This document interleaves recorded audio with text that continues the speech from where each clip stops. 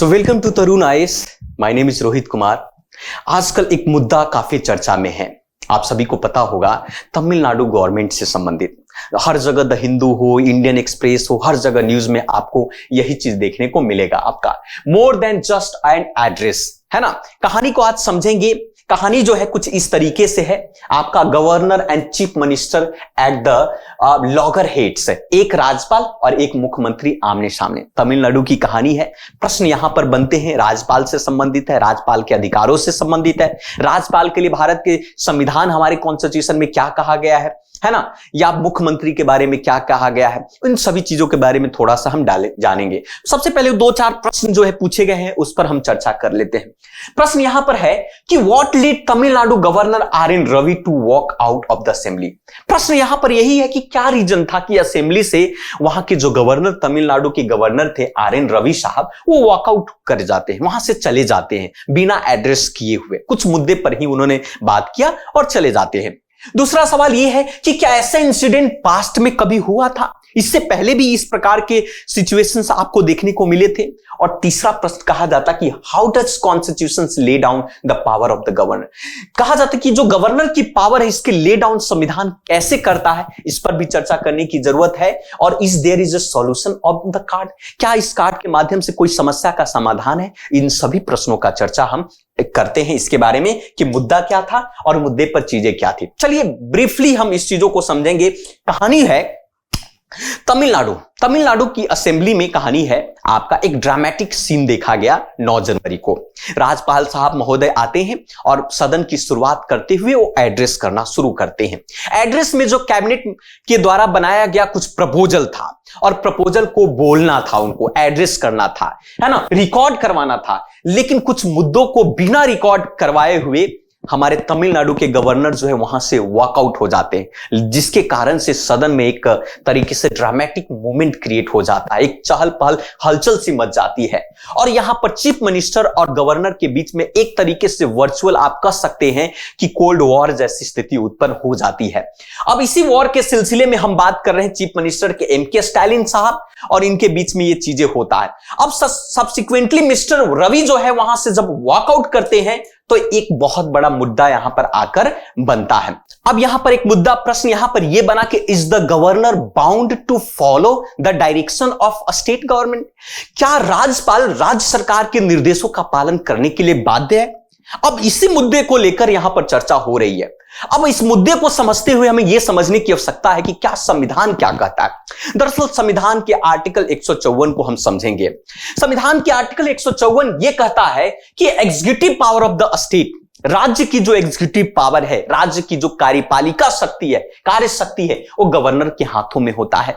और गवर्नर जो है अपने either directly or through officers के द्वारा जो है कॉन्स्टिट्यूशन के मद्देनजर रखते हुए उसका अनुकरण करता है और पालन करता है। ये आर्टिकल 154 कहता है। क्या कहता है भाई, executive power of the state shall be vested to governor and shall be exercise by him of the either directly or through officer subordinate him to accordings with the constitution. ये बात हुआ। दूसरा आर्टिकल 163 पर बात करते हैं। Article 63 में यह कहा गया कि जो गवर्नर है, governor shall exercise his function with the aid of advice of the council of minister except आपके function which required to the description.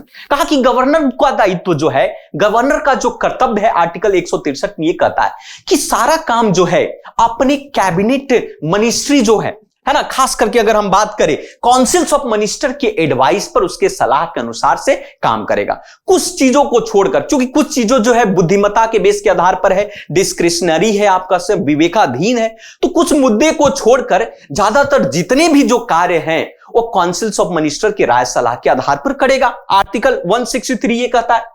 Article 163(2) ये भी कहता है कि if any questions arises whether any matter or not matter respect to which of the governor, अगर कोई ऐसी situation, ऐसी समस्याएं उत्पन्न हो जाती है जो कि काउंसिल्स ऑफ मिनिस्टर अगर पावर में नहीं हो या इसी स्थिति में हो, तो ऐसी स्थिति में गवर्नर के पास डिस्क्रिशनरी पावर होता है, और डिसीजन अपनी बुद्धिमत्ता के आधार पर वो फुल एंड फाइनल लेगा। ये 163 का सेकंड कह रहा है। अब यहां पर 3 आर्टिकल गवर्नर की डायरेक्शंस की बात कर रहे हैं। अब इसके अनुसार से तो भाई यही हुआ ना कि गवर्नर साहब उन्होंने सदन छोड़कर चले गए, तो कहीं ना कहीं संविधान के नियमों को पालन कर रहे हैं, लेकिन कन्वेंशनल मेथड अलग है ना।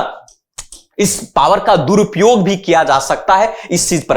अब यहां पर यह बात आ जाती है कि कहानी आ जाती है 42वां कॉन्स्टिट्यूशनल अमेंडमेंट की। आप लोगों ने पढ़ा होगा, मिनी कॉन्स्टिट्यूशन भी कहा जाता है। संविधान के जो संशोधन है, 42वां संशोधन 1976 है, उसमें यह कहा गया कि जो प्रेसिडेंट है, जो भी राय सलाह कैबिनेट के द्वारा होती है, काउंसिल्स ऑफ मिनिस्टर के द्वारा होती है, काउंसिल्स ऑफ मिनिस्टर के राय सलाह के लिए वो बाध्य है। मतलब कह सकता है कि जो 42वें संशोधन में यह कहा गया कि ministerial advice binding on the president, जब जितने भी काउंसिल्स ऑफ मिनिस्टर जो राष्ट्रपति को एडवाइस देंगे, वो एडवाइस क्या होगा, बाइंडिंग होगा, राष्ट्रपति के लिए बाध्य होगा।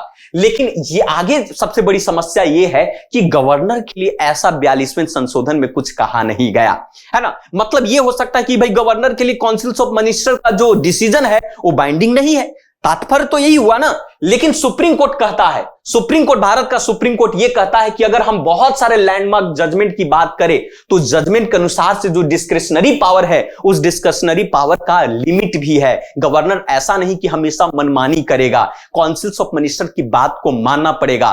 2016 का एक केस है जिसका नाम है नंबम रेबिया जजमेंट के नाम से। 2016 में नंबम रेबिया जजमेंट है, 5 जज का एक बेंच बनाया गया था और उस बेंच में चीफ जस्टिस JS खेहर साहब ने कहा था कि आर्टिकल 163 जो है ये कहता है constitution does not give the governor to general description. ये कहता है कि जनरल पॉइंट ऑफ व्यू से अपने ताकत का प्रयोग के लिए ये डिस्क्रिशनरी पावर नहीं कि विवेकाधीन के अनुसार से हमेशा कोई भी जो काम होगा उसको, जनरली जो कोई भी काम होगा उसको अपने विवेकाधीन के अनुसार से काम करे, ये नहीं कहता है। उस जजमेंट में कहा गया था कि गवर्नर साहब को कुछ मुद्दे को छोड़कर, है ना, बाकी सारे मुद्दे पर आपके काउंसिल ऑफ मिनिस्टर का राय लेना चाहिए, यह बात उन्होंने कहा था।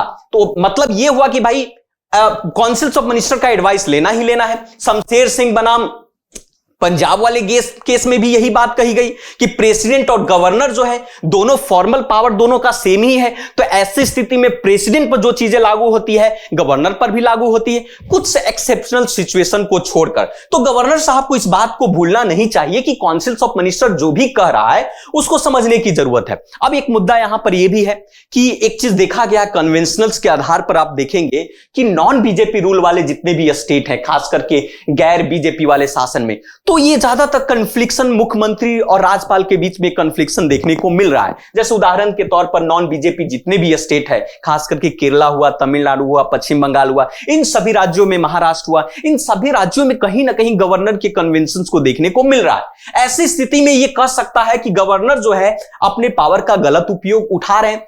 तो ये चीजों को लेकर यहां पर ये अब समाधान क्या है, तो ये है कि अब एक रास्ता के बारे में सोचना होगा।